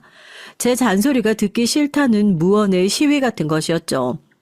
지금은 화해하고 정답게 지내지만 그땐 정말 이혼이라도 해야 하나 하는 생각이 들더라고요. 그만큼 남편과 전 매일 얼굴만 마주치면 싸우는 지경에 이르렀습니다. 지금 생각해보면 그때의 남편은 우울증이 왔었던 것 같아요. 번아웃 증후군이라고 하죠. 열심히 일만 하다가 회사에 치이고 밑에서 젊은 애들은 치고 올라오고 결국 회사에선 설 자리가 없어지게 되었나 봐요. 그래서 회사에서 해고당하기 전에 그냥 명예퇴직을 선택했다고 하더라고요. 그런데 그 시기가 하필이면 우리 애들이 대학생, 고등학생이었을 때였던 거죠. 한참 돈 많이 들어갈 시기인데 퇴직금이라고 몇 억 가지고 어떻게 생활을 하고 살겠습니까? 남편은 무기력한 얼굴로 집에서 계속 잠만 잤고 제가 출근하면 오후 늦게 일어나서 밥 차려 놓은 거 먹고 TV만 보는 백수 생활을 계속했어요. 전 아무리 잔소리를 해도 안 되니까 지쳐서 남편을 소 닭보듯 했고요. 우리 부부는 각방 생활을 한 지 꽤 오래되었거든요. 남편은 제가 코를 고는 것이 시끄럽다고 하고 전 자다가 남편이 뒤척거리는 게 싫었습니다. 그러다 보니 서로 다른 방에서 지내면서 집만 같이 쓰는 사이가 되어버린 거죠. 저는 답답한 마음을 호소할 곳이 없었어요. 제 친정 부모님은 저를 금전적으로 도와주실 수 있는 처지가 아니셨거든요. 그분들 살기 빠듯하셨고 두 분 생활비도 오히려 제가 보태드려야 할 상황이었거든요. 제가 집안의 가장이 되었는데 여기저기 돈 들어갈 곳은 너무 많았습니다. 전화할 수 없이 시아버님께 전화를 했어요. 시아버님은 원체 활달하고 긍정적인 성격이셨는데 시어머니가 돌아가신 후 갑자기 힘을 잃어버리셨어요. 시어머니가 살아계실 땐 종종 싸우기도 하셨지만 두 분 결혼 생활 내내 시아버님은 시어머니에게 의지하고 사셨던 것 같습니다. 아버님 저예요, 큰며느리. 요즘 어떻게 지내세요? 그래 맞이냐? 나야 뭐 맨날 똑같지. 병원도 잘 다니고 있고 밥도 잘 챙겨 먹는다. 그러니 아버지 걱정은 하지 말아라. 그런데 오늘은 무슨 일인 게야? 아버님, 다른 게 아니라 제가 말씀드리기 죄송스러운데요. 애비가 실직을 했어요. 시아버지는 한참 동안 말이 없으셨습니다. 이제껏 아무 문제 없이 살아왔던 맏아들이 아무런 상의도 없이 회사를 그만두었다니 아버님도 황망하셨던 모양이었어요. 왜 안 그러겠어요. 집안의 가장이 집에서 놀고 있다고 하는데 근심이 안 될 수가 없었겠죠. 전 조심스럽게 시아버지에게 말씀을 드렸습니다. 그이가 요즘 힘도 없고 삶의 의욕도 잃어버린 것 같아요. 아버님이 전화 좀 하셔서 그이에게 정신 차리고 다른 일이라도 구해보라고 말씀드려 주시면 안 될까요? 저 정말 요즘 너무 답답해요. 집에만 있는 남편 보는 것도 힘들고요. 아버님, 제발 부탁 좀 드릴게요. 그래, 알았다. 내가 큰애한테 전화를 해볼 테니까 넌 너무 걱정 말고 기다리거라. 전화를 끊고 전 한숨을 푹 내쉬었습니다. 정말 드리기 힘든 말씀이었지만 그래도 아버님이 압박을 해야 남편이 뭐라도 할 것 같았으니까요. 그땐 시아버지밖에 매달릴 곳이 없었어요. 시아버진 바로 남편과 통화를 하셨나 보더라고요. 그날 저녁에 제가 힘들게 일하고 퇴근을 하니 남편이 화를 내면서 저한테 소리를 치더군요. 당신 시골 아버지한테 나 실직했다는 거 말했어? 왜 그랬어? 아버지가 걱정하시잖아. 왜 시키지도 않는 짓을 해서 이 사달을 만들어? 사달이라니. 나도 얼마나 답답했으면 아버님한테 하소연을 다했겠어. 당신은 내 심정 따윈 안중에도 없지. 그러니까 내가 아버님께 하소연하기 전에 당신이 정신이라도 차리지 그랬어. 우리 애들 아직 경제적 능력도 없는데 대책도 없이 퇴직해서 매일매일 생기 없이 사는 아빠 모습 보여주고 싶어? 남편이 본심을 말하자 저 역시 본물 터지듯 그동안 서운했던 마음을 다 퍼부어버렸습니다. 남편은 그제야 뒤통수를 맞은 듯 멍한 표정을 짓더라고요. 그 후부터 남편은 어디라도 재취직을 하기 위해 이리 뛰고 저리 뛰었어요. 하지만 세상이 그렇게 녹록지 않았죠. 50이 다 된 명예퇴직자를 다시 써주는 회사가 어디 있겠습니까? 대한민국에 치킨집이 그렇게 많은 이유가 회사 그만두고 치킨집부터 차리는 사람들이 많아서라는 우스개 아닌 우스갯소리가 있다죠. 남편은 몇 달간 심각하게 자영업을 알아보기도 했습니다. 하지만 겨우 퇴직금 몇 억으로 차릴 수 있는 창업 아이템도 없었어요. 대학교 졸업하고 한 회사에만 주구장창 다녔었던 남편은 다른 할 줄 아는 것도 없었습니다. 중간에 이직을 하던 뭘 하든 자기 개발을 했어야 하는데 그럴 시간도 없이 그저 회사에 몸 바쳐 일만 했거든요. 요즘 애들처럼 계산이 빠르지도 않았고 이미 기억력도 깜빡거리고 있는 아저씨를 누가 써주겠어요.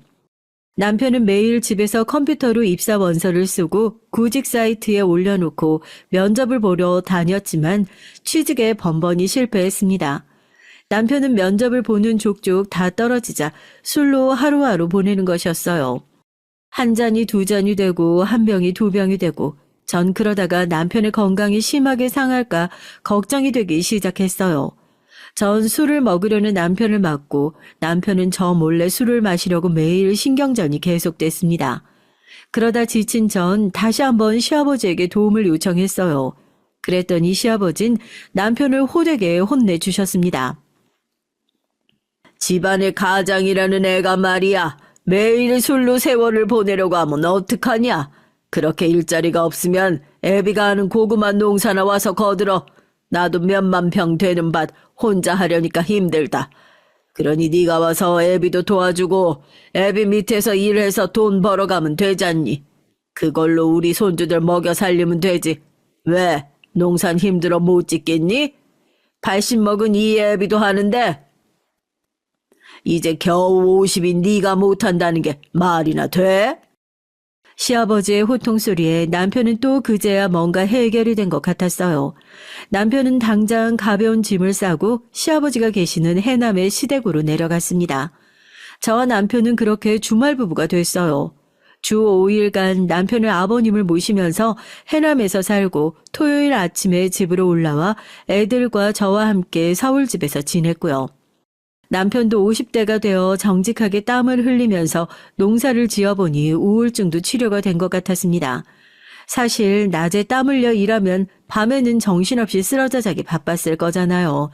게다가 농사 지으면서 햇빛을 많이 보다 보니 남편은 점점 건강해졌습니다. 시아버지와 남편이 같이 지내니까 저도 아버님의 걱정을 덜게 됐고요. 처음엔 아버님이 요리를 하셔서 남편에게 밥을 차려주셨는데 남편이 슬슬 밥하는 법을 배워서 아버님께 밥을 차려드렸다고 합니다. 전 주말마다 반찬을 바리바리 싸서 집에 왔다 다시 시댁으로 가는 남편에게 보냈어요. 그러면서 꼭 시아버지께 전화를 해서 남편과 함께 드시라고 당부를 했죠. 그러면 시아버지께서는 고맙다고 하시면서 저에게 애들 잘 챙기라고 말씀하셨습니다. 그래, 내 아들은 내가 잘 데리고 있으면서 사람 만들 테니까 넌 우리 손주들과 잘 지내고 있어라. 반찬은 잘 먹으마. 네, 아버님 정말 감사해요. 아버님 덕에 그이가 정신 차린 것 같아서 저도 한결 마음이 놓이네요. 감기 조심하시고요. 남편은 시아버지 밑에서 농사를 배우면서 농사의 새로운 판로를 열거나 농법을 바꾸는 듯 교육을 받아가며 농사를 본격적인 사업으로 발전시켜 나갔습니다. 아버지는 농사 지은 작물들을 도매로 농협에 넘기기만 하셨는데 다른 판로나 인터넷으로 팔리는 걸 보시고 굉장히 신기해하셨어요. 그런 게 요즘 말하는 스마트 농법이냐면서 남편을 대견해 하시기도 했나 봐요. 시골 동네에 가니 아직 50 초반이었던 남편은 동네에서 청년 대접을 받았다는 겁니다. 그러니 동네 할아버지 할머니들에게 이것저것 부탁을 받으셨대요. 그러다 보니 남편은 점점 만능 수리공 비슷하게 변해갔습니다. 그것도 시아버지는 흐뭇하게 바라보셨고요. 그렇게 남편은 아버님도 모시고 살면서 아버님에게 월급도 받고 상부상조하면서 늙음하게 부자간의 정이 쌓여갔습니다. 사실 남편의 두 동생들에겐 아직 남편이 퇴직했다는 것은 비밀로 했었어요. 남편이 동생들 보기에 쪽팔리다고 하면서 꼭 비밀로 하라고 했거든요. 그 비밀은 언제까지 지켜질지 모르겠지만 전 일단 알겠다고 했죠. 큰 시동생은 S전자에 다니고 있었고 작은 시동생은 중소기업을 하나 운영하고 있었어요. 도시락 유통회사인데 둘 다 남부럽지 않을 만큼 돈을 잘 벌고 있었습니다. 큰 시동생은 아산에 있는 S전자 반도체 근처에 있는 신도시 아파트에서 살고 있었고요. 작은 시동생은 서울에서 살고 있었습니다. 두 시동생들이 막 결혼했을 무렵엔 시댁의 명절 때만큼은 잘 찾아오곤 했어요. 그때는 조카들도 어렸고 시어머니도 살아 계셨던 때였기 때문에 동서들이 시어머니 눈치를 봤거든요. 하지만 10년 전에 시어머니가 돌아가신 후부터 동서들은 점점 명절에 이 핑계 저 핑계를 대면서 혼자 사시는 시아버님을 찾아뵙지 않았습니다. 전 맏며느리의 도리를 다해야 된다는 생각에 이제까지 명절 때만큼은 시아버님을 꼭 찾아뵙고 이틀이나 사흘 머무르다 갔고요. 힘들어도 시아버님께 안부 전화도 꼭 드렸고요. 시어머니가 계실 땐 몰라도 아버님 혼자 사시다가 고독사라도 하실까봐 너무 걱정됐기 때문이죠. 시어머니가 돌아가시고 처음 1년간은 아버님도 넋을 잃고 지내셨어요. 다 귀찮다고 하시면서 아버님도 시어머니를 따라 죽겠다고 가슴을 치셨어요. 아이고 여보, 왜 그리 혼자 갔어? 날 남겨두고 가면 어떡하나? 난 어떻게 살란 말이야? 아버님 고정하세요. 어머니도 마지막에 말씀하셨잖아요. 아버님 만나서 행복하셨다고요. 어머니는 끝까지 아버님 걱정만 하시다 가셨어요. 그러니까 아버님 얼른 힘내서 털고 일어나셔야죠. 넋놓고 집에만 계시던 아버님께 매일 전화를 드렸죠. 경로당에 나가서 친구분들과 어울려 지내시라고 부탁을 드렸습니다. 아버님은 제 의견을 받아들여 차츰 예전의 생기를 되찾아 가셨고요. 그때는 힘들어도 한 달에 2번 꼭 아버님 얼굴을 뵈러 갔었던 것 같아요. 주말에 남편이 자고 있으면 아버님 얼굴 보러 가자고 깨워서 가족 모두 해남까지 드라이브하듯 갔다가 저녁 먹고 아버님 댁에서 자고 일요일 아침에 돌아오는 생활을 했습니다. 저희들이 오면 시아버님은 굉장히 좋아하셨어요. 하루 종일 아무하고도 말을 안 하고 있다가 우리 식구들이 집안에 꽉 들어차니 떠들썩해서 좋다고 하시면서 한박 웃음을 웃으셨죠. 전 애들에게 할아버지 안마도 해드리라고 옆구리를 쿡 찌르기도 하고 냉장고 정리와 저녁밥을 하면서 쉴 새 없이 아버님과 수다를 떨어뜨렸습니다. 그렇게 6개월이 지날 무렵 저도 매번 아버님을 찾아뵙기 힘드니 동서들에게 전화를 해서 순번제로 가자고 얘기를 했어요. 그랬더니 동서들은 썩 마음에 내키지 않는 눈치였습니다. 주로 이런 말들을 하면서 빠져나가더군요. 동서 나야, 아버님이 어머님 돌아가신 후 영 기운이 없으시네. 서방님하고 둘이 주말에 좀 다녀오는 거 어때? 사실 난 우리 그이랑 같이 6개월간 계속했는데 나도 이제 좀 힘에 부치네. 그러니까 이번엔 큰 동서가 한번 가봤으면 좋겠어. 어머 형님 어떡하죠? 저도 그러고 싶은데 이번 주말에 애들 학교 학부모 회의가 있어서요.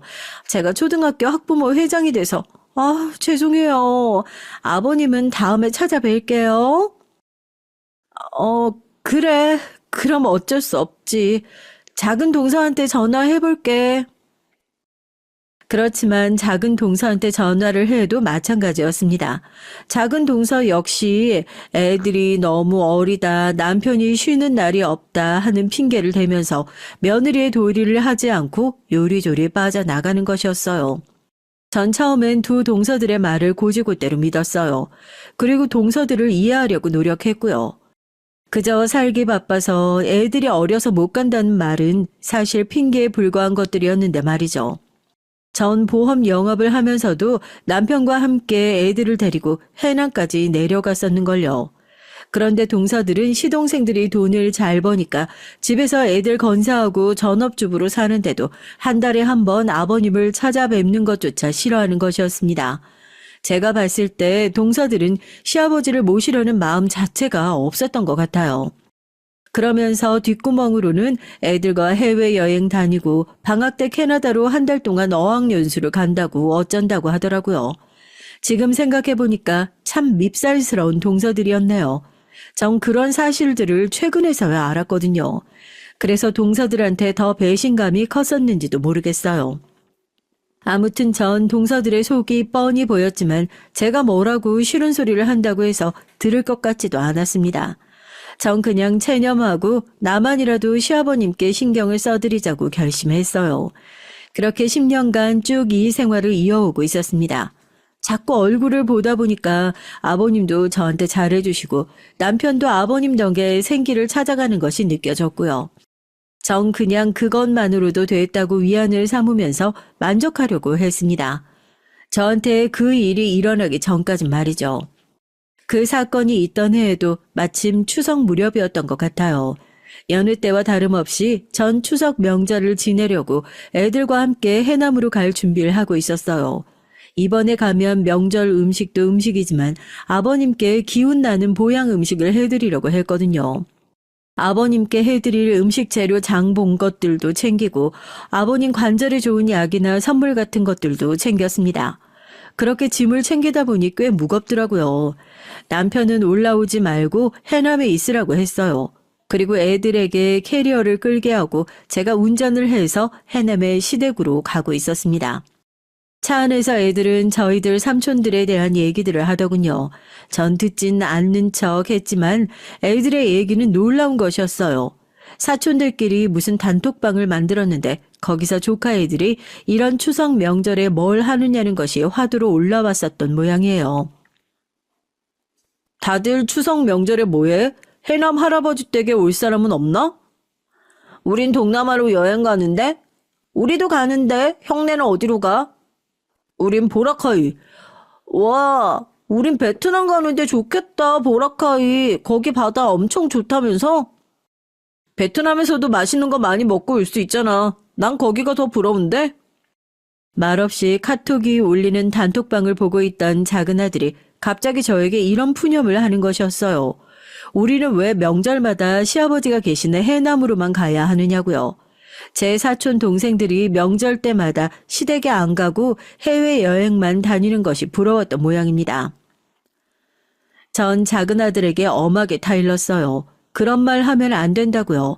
할아버지를 찾아뵙고 인사를 드리는 게 자식과 손주의 도리라고 말이에요. 그러면 삼촌들은 할아버지 자식 아닌 거야? 이런 건 불공평하잖아. 우리 아빤 맏아들이라는 이유로 할아버지 모시고 사는데 삼촌들이 이제껏 할아버지한테 도움 같은 거 드리는 걸 본 적이 없잖아. 엄만 그렇게 생각하지 않아요? 큰애는 동생에게 눈치를 주면서 조용히 있으라고 했지만 작은 아들은 멈추질 않았어요. 그동안 쌓여있던 그 애의 불만이 한꺼번에 터져 나온 것이었습니다. 솔직히 저희 아들도 명절 때마다 대학생 친구들이랑 해외여행 가고 싶었겠죠. 중학생만 돼도 명절에 할아버지 할머니 찾아뵈러 가지 않는 애들이 많다고 하던데 우리 애들은 그래도 착한 편이었습니다. 그때까지도 아무 불평 없이 따라다녔으니까요. 그래, 맞아. 엄마도 너랑 같은 생각이야. 하지만 작은 아버지들에게 억지로 오라고 강요할 순 없잖니. 작은 아버지들도 생각이 있으면 할아버지에게 늦게나마 효도할 날 오겠지. 우린 신경 쓰지 말고 우리 할 도리나 하자. 그게 맞는 거라고 생각해, 엄만. 할아버지도 너무하셔. 다 같은 아들들인데 우리 아빠한테만 엄하신 것 같잖아. 다른 아들들한테도 잘못한다 싶으면 혼도 내시고 호통을 치셔야 부모잖아. 전 작은 아들의 논리정연한 말에 할 말을 잃었습니다. 아이들의 눈에도 보였던 거예요. 그동안 시동생들과 동서들의 비열한 말과 행동들이 말이에요. 제 작은 아들도 그들의 행동이 이치에 안 맞고 불합리하다는 것은 다 알고 있었던 거예요. 작은 아들은 그걸 속 시원하게 말하지 못하고 이제껏 끙끙 앓고 있었던 모양입니다. 안 되겠다 생각한 전 방법을 바꿨어요. 작은 아들을 달래기 시작한 거예요. 그래, 아버지한테 말하고 이번엔 작은 아버지 가족들한테도 할아버지 댁으로 다들 오라고 연락해보자. 그러면 됐지? 불만 없지? 준호, 너 행여라도 할아버지 앞에서 버릇없이 이런 말들 하면 안 돼. 그랬더니 작은 아들은 입을 오리처럼 내밀면서 불퉁하게 알았다고만 대답했습니다. 아직도 작은 아들의 마음속은 불만으로 가득 찬 것 같았어요. 언젠가부터 동서들이 명절에 아버님 집으로 오지 않자 그 애의 마음속에 싹트기 시작한 불만들은 빠르게 저한테도 전염되어 갔습니다. 그동안 저도 참고 신경 쓰지 않으려고 했지만 점점 동서들과 시동생들의 행동들이 도를 넘어서고 있다는 걸 알게 됐어요. 예를 들어 말하면 이런 일이었습니다. 막내 시동생이 어느 날 시아버님을 찾아와서 제 남편과 둘째 형 모르게 돈을 좀 달라고 했다는 거였어요. 그때는 제 남편이 아직 회사에 다닐 때였기 때문에 남편은 그 사실을 전혀 모르고 있었더라고요.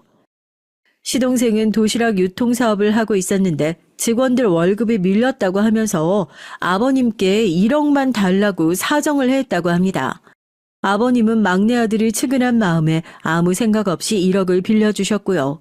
그때 막내 시동생은 사업이 정상화되면 갚겠다고 철석까지 약속을 하고 돈을 가지고 뒤도 안 돌아보고 가더라는 겁니다. 아버지 고마워요. 역시 아버지밖에 없으세요. 제가 사업만 잘 되면 이깟 1억 금방 갚아드릴게요. 아버지 막내 아들 믿으시죠? 그래, 너무 걱정 말고 얼른 돈 많이 벌 생각이나 해. 직원들 월급 주고 다음 달에 더 많이 벌면 되지. 갚는 건 천천히 갚아도 돼. 신경 쓸 거 없다. 시동생은 이렇게 허세를 떨면서 아직도 그때의 1억을 갚지 않았다는 거였습니다. 시아버지의 선의를 이용해서 그 후로도 막내 시동생은 몇 번이나 아버님께 2천만 원, 5천만 원씩 빌려갔다는 거예요. 그러면서 이번엔 뻔뻔하게 그 사실이 드러나자 시동생은 이렇게 말했다네요. 어차피 아버지 돌아가시면 다 똑같이 상속해야 하는 돈 아냐? 그것 좀 당겨 썼다고 형들이 나한테 뭐라고 할 건데? 나중에 이 말을 듣고 저는 뒷목이 당겨서 작은 동서에게 전화를 걸어 따졌습니다. 그랬더니 작은 동서라는 년은 더 당당하게 말하는 것이었어요. 아버님 재산은 다 똑같이 분배하는 게 맞다고요.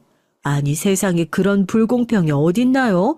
아버님을 모신 적도 없고 하다못해 명절에도 콧배기 한 번 안 비치고 지들끼리 놀러 다니기 바빴던 시동생네가 아니었냐고요. 그런데 아버님의 재산 문제를 가지고는 똑같이 나눠야 된다고 침을 튀기며 항변하는 그 꼬라지들이 보기 싫었습니다. 여러분들이 제 입장에 처하면 어떠시겠어요? 어쨌든 전 이번엔 그냥 넘어가지 않아야겠다고 마음속으로 이를 갈았죠. 시어머니가 돌아가시고 나서 제가 동서들에게 잔소리 같은 말을 하기 싫어서 그냥 놔뒀던 게 화근이었던 것 같습니다. 엄연히 집안에 시아버님이 계시는데 효도라고는 하지 않고 자기들 멋대로 해외여행만 다니는 그 인간들에게 이번에 한번 되게 일침을 놔줘야겠다 생각했거든요. 이런저런 심란한 생각들을 하다 보니 어느새 해남에 도착해 있었어요. 전 차에서 내려 애들에게 할아버지께 먼저 인사를 드리라고 말을 했죠. 남편은 시댁 대문 앞에 서서 절 기다리고 있더군요. 남편은 저의 얼굴을 보자마자 반가워하면서 물었습니다. 당신 오느라 고생 많았지? 뭘 이렇게 많이 싸가지고 왔어? 여보, 내가 할 얘기가 있어요. 아버님께 인사 먼저 드리고 당신 작은 방으로 가서 나 좀 봐요. 제가 웃지도 않고 굳은 얼굴로 남편에게 말을 하자 남편의 얼굴에 불안한 기색이 떠올랐습니다. 무슨 일이냐고 꼬치꼬치 묻는 남편을 뒤로하고 전 아버님께 인사를 드렸어요. 아버님, 잘 지내셨어요? 위랑 저 좀 드릴 말씀이 있어서요. 저희들 먼저 의논 좀 하고 나중에 아버님께도 말씀드릴게요. 사과 깎아 드릴 테니까 아이들이랑 얘기 좀 하고 계세요. 그래, 알았다. 애미 넌 그동안 별일 없었지? 와서 좀 쉬지도 못하고 무슨 의논인 게야? 시아버님은 금방 손주들과 인사를 나누시고 같이 야구 중계를 보고 계셨습니다. 전 남편의 손을 끌고 남편이 쓰던 방으로 들어갔어요. 그리고 차 안에서 있었던 일들을 말했습니다. 남편은 심각한 표정으로 제 말을 다 듣고 나더니 저에게 말을 하더라고요. 안 그래도 그동안은 첫째로서 실직한 것이 쪽팔려서 동생들에게 바른 말을 하지 못했는데 지금 생각해보니 그게 잘못된 것이었다고요. 그래, 당신 말이 맞아. 우리 아들까지 그런 불편한 기분을 느꼈다면 뭐가 잘못 돌아가는 거겠지. 내가 동생들한테 연락해볼게. 아니야. 이번에 동서들한테 할 말이 더 많아. 내가 얘기할게. 당신은 옆에서 나한테 힘만 실어주면 돼요. 그런데 아버님이 불편하시지 않을까? 그래도 추석인데 안 좋은 일로 애들한테 통화해서 큰 소리도 날 것 같은데. 하지만 전 어차피 한 번은 터져야 할 고통이었다고 생각했어요. 이대로 가만히 있기엔 저도 그동안 동서들에게 쌓인 서운한 마음을 풀어낼 길이 없었습니다. 이대로 계속 놔둔다면 시동생들과 동서들은 막말로 아버님이 돌아가신 후에나 와서 아기들처럼 재산 분할해달라며 떼를 쓸 게 아니겠어요? 그런 그림이 그려지자 전 소름이 끼쳤습니다. 전 방을 나와 야구를 보시는 시아버님 앞에 무릎을 꿇고 앉았습니다. 남편도 엉겁결에 저를 따라 했어요. 시아버지는 눈이 휘둥그레지셨습니다. 저의 돌발 행동에 많이 놀라신 것 같았죠. 저는 얌체 같은 동서들을 응징하기 위한 결심을 아버님께 보여드려야겠다고 생각했습니다.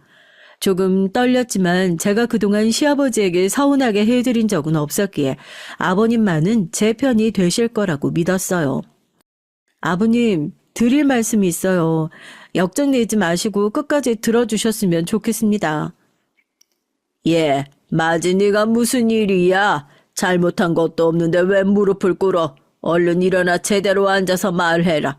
내 너의 부탁이라면 다 들어줄게. 그동안 네가 맏며느리로서 해온 일들이 있는데 당연히 네 편이지. 이 시애빈 그렇다. 시아버지의 다정한 목소리에 전 가슴이 울컥했습니다.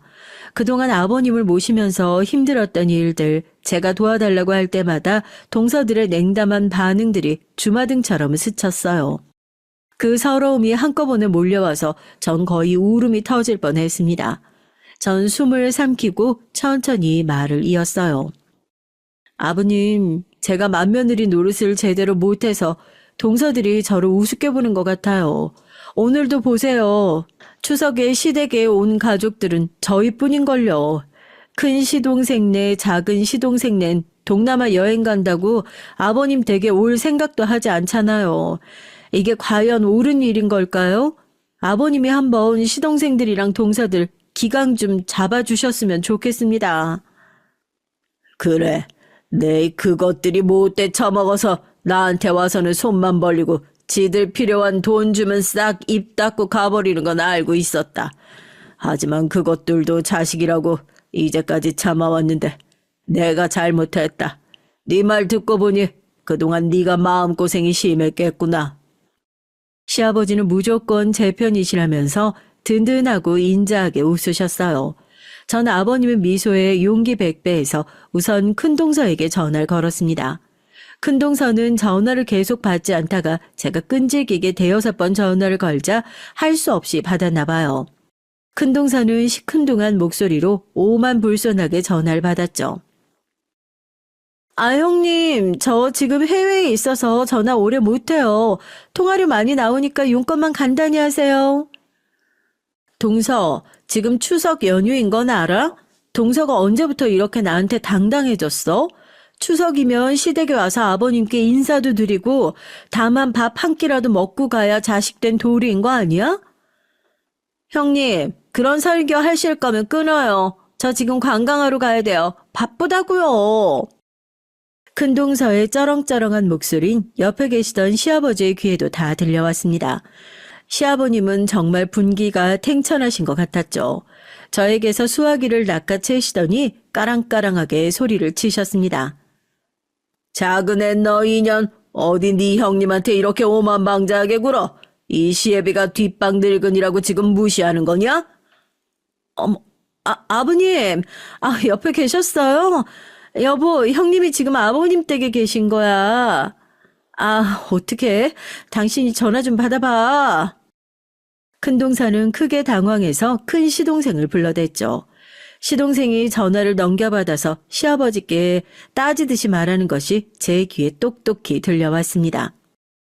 아니 아버지, 저희들 매번 명절 때 해외여행 가는 거 모르시는 것도 아닌데 왜 전화하셨어요? 추석 지나고 제가 따로 찾아뵐게요.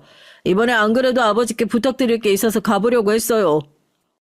오냐, 너그 싸가지 없는 것들은 돈 필요할 때만 이 애비 찾지. 명절 때마다 꼬박꼬박 찾아오는 건 첫째네 식구들 뿐이었다. 이번에 이 애비는 못 참겠다. 둘째 너랑 막내 그놈의 새끼들 지금 당장 해남으로 날아와. 지금 당장 안 오면 이 애비 200억 재산 너희들한테 한 푼도 못 줘. 다 네 형한테 줘버릴 거니까 그런 줄 알아라. 아버지! 남편과 전 깜짝 놀랄 수밖에 없었습니다. 저희 시아버지는 고구마 농사만 하시는 분인데 갑자기 툭 터진 200억이란 숫자에 놀라 자빠질 뻔했죠. 시아버지는 의기양양하게 웃으시면서 얼른 막내 동서에게 전화하라고 저를 재촉하셨습니다. 저는 얼떨떨한 얼굴로 막내 동서에게 전화를 했어요. 막내 동서네 역시 이미 동남아 여행을 가 있는 거였습니다. 그러니 막내 동서도 제가 전화를 건 것이 반갑지 않았을 테죠. 여보세요? 형님이 웬일이세요? 저희들 바쁜데. 지금 해외여행 와 있거든요. 이번엔 제가 말할 사이도 없이 시아버지께서 똑같이 수화기를 낚아채 가시더니 작은 동서에게 말씀하시는 것이었어요. 이것들아, 이 시애비가 가만히 참고 있으니 가만히로 보이더냐? 너희들도 마찬가지야. 둘째한테도 말했지만 너희들도 지금 당장 해남으로 오지 않으면 이 애비 200억 재산 너희들한테 한 푼도 못 준다. 알겠냐? 알았으면 막내 그놈의 새끼한테 전해. 이번이 마지막 기회라고. 안 오면 내 그동안 네 남편한테 준 돈들 다 강제 회수 들어갈 게야. 어머, 안 돼요, 아버님. 끊지 마시고. 잠시만요. 작은 동서는 당황해서 애타게 아버님을 불러댔지만 시아버지는 매정하게 전화를 뚝 끊어버리셨어요. 옆에서 이 모든 일들을 듣고 보고 했던 저희 작은 아들이 크게 웃으면서 박수를 쳤습니다. 그리고는 할아버지를 향해서 엄지를 척 내밀면서 말하는 것이었어요. 와, 우리 할아버지 상남자세요. 후련해. 삼촌들 좀 당황하셨겠는데요? 그러냐? 이 할애비가 옛날에 좀 상남자란 소리를 많이 들었다. 니도 작은 아버지들이 못마땅해 보였던 거로구나. 해레비가 이제 교통정리 싹 다 했으니까 너희들은 아무 걱정 말고 굿이나 보고 떡이나 먹어라. 제가 몇 년간 고민하던 사안을 아버님은 이렇게 한 방에 해결해 주셨어요. 역시 우리 시아버지는 해결사 같은 면모가 있으신 것 같았습니다.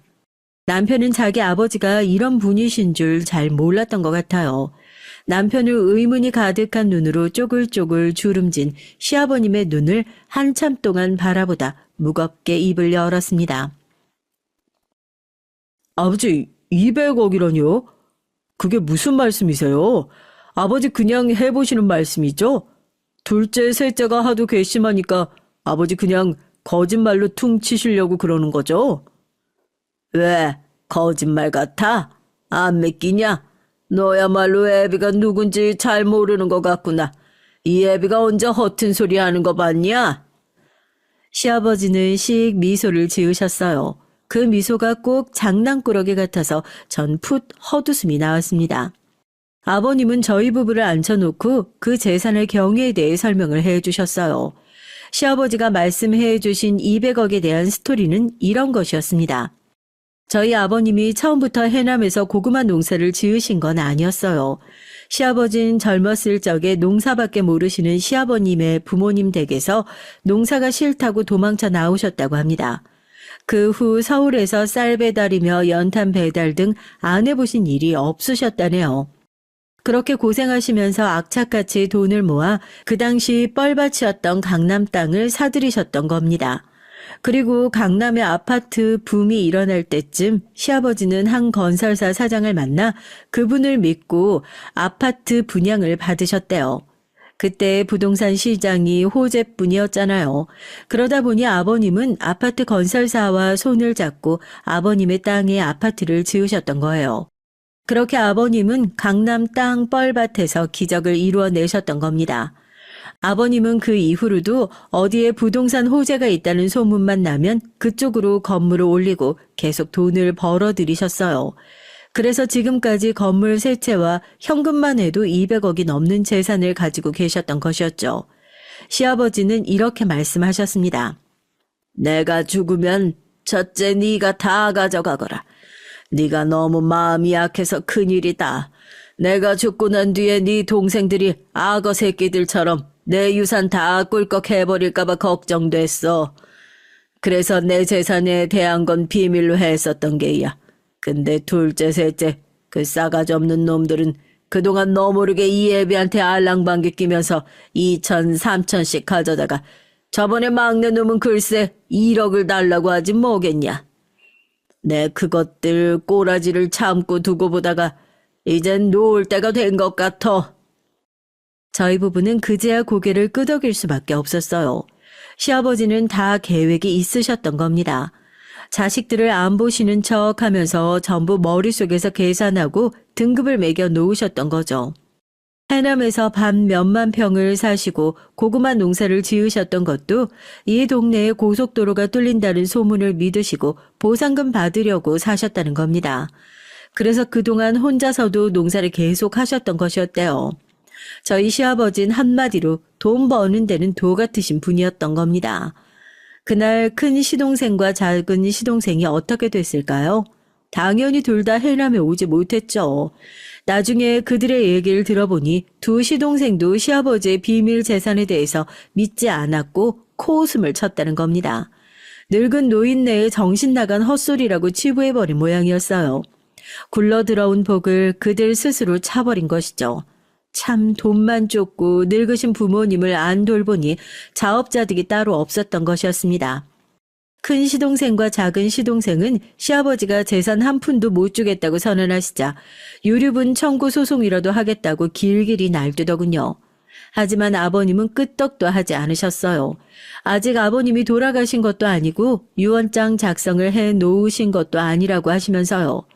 시아버지는 저희 부부에겐 걱정 말라고 하면서 눈을 찡긋하셨습니다. 이 애비가 알아볼 거 다 알아봤다. 그러니까 너희들은 걱정하지 마로. 그리고 애비가 만약에 죽게 되거든 내 고문 변호사가 있으니 그 명함 들고 찾아가면 된다. 알겠냐?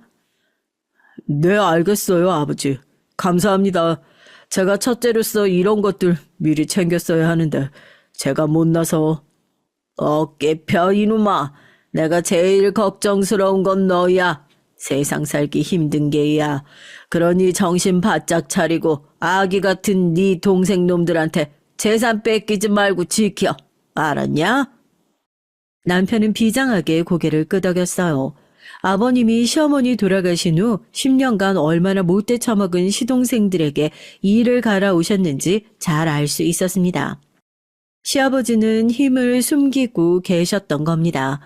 자기 아버지를 우습게 알고 지들 멋대로 행동했던 시동생들의 최후는 이렇게 끝나고 말았죠. 솔직히 전 그동안 동서들에게 쌓인 게 많아서 그런지 일련의 일들이 통쾌하게 느껴졌어요. 마치 사이다 한 병을 통째로 들이킨 것 같더라고요. 그 후엔 어떻게 되었냐고요? 우리 시아버님은 아직도 쌩쌩하게 잘 살고 계시고요. 남편은 그저 하던 대로 아버님 모시고 다시 고구마 농사에 전념하고 있습니다. 그리고 꼴도 보기 싫던 큰 시동생과 작은 시동생은 이제껏 시아버지에게 빌려갔다는 명목으로 가져간 돈들만 받고 앞으로는 국물도 없다고 시아버지가 크게 호통을 치셨어요. 둘째 너 이놈, 이번엔 어린도 없어. 네가 뭐 때문에 돈이 필요해. 그냥 너희들이나 잘 살아. 다신 돈 빌려달라고 손 벌리지 마라. 막내 네 놈도 마찬가지야. 저번엔 그렇게 울상을 하고 공장 어렵다고 해서 내가 빌려주기는 했는데 내 알아보니까 너희들도 서울의 40평대 아파트에다 누릴 거 다 누리고 살고 있더라. 그런데 왜 자꾸 애비한테 돈을 달라긴 달래? 아버지, 너무하신 거 아니에요? 우리는 아버지 자식들 아니에요. 왜 형한테만 그 큰 돈을 다 주신다는 건데요? 맞아요. 장남만 유산 많이 받으라는 법이 어딨어요.